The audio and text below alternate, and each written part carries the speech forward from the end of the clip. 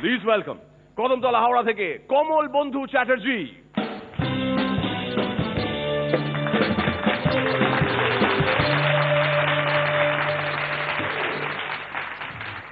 জরুরি অবস্থায় গণতন্ত্র বাঁচাও আন্দোলন চলছে।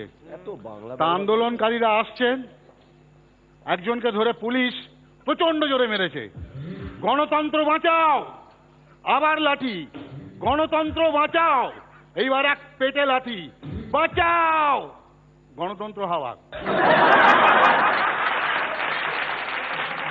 এক ভদ্রলোকের একটা এলআইসি ম্যাচিওর করলো। ম্যাচিওর? তখন ভদ্রলোক ভদ্রমহিলা মিলে ঠিক করলেন যে অনেকদিন বেড়াতে যাইনি, এবার একটু পুরী বেড়াতে যাব। সব ঠিকঠাক। সেই দিন রাত্রিবেলায় ফ্রিজ বিকল, ফ্রিজের পেছনে সব টাকাটা চলে গেল। এর কিছুদিন বাদে একটা রেকারিং ডিপোজিট ম্যাচিওর করলো, আবার যাতায়াতের ঠিকঠাক। সেদিন ওয়াশিং মেশিনটা নিদ্রা দিলেন, আবার চলে গেল। এর কিছুদিন বাদে ভদ্রলোক টিভির সামনে বসে বসে টিভি দেখছেন, হঠাৎ কলিং বেলের আওয়াজ। ভদ্রমহিলা চিৎকার করে বললেন, মানি অর্ডার, তাড়াতাড়ি এসো।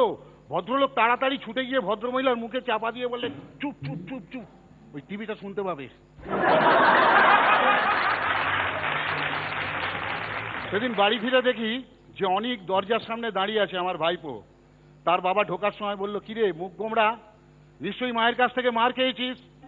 মুখ নেড়ে বলল, বাবা তুমি ঠিকই বলো, তোমার বউয়ের সঙ্গে না ঘর করা সত্যিই মুশকিল।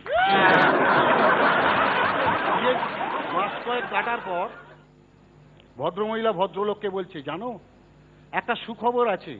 হ্যাঁ বলো বলো বলো, কি সুখবর? কি করে বলবো, কি করে বলবো? আরে বলো না, কি করে বলবো?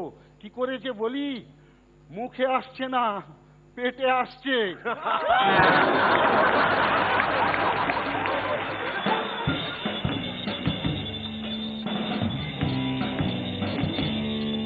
হ্যাঁ পরান্দা। না এটা এটা কিরম হলো না। শ্রীলেখা।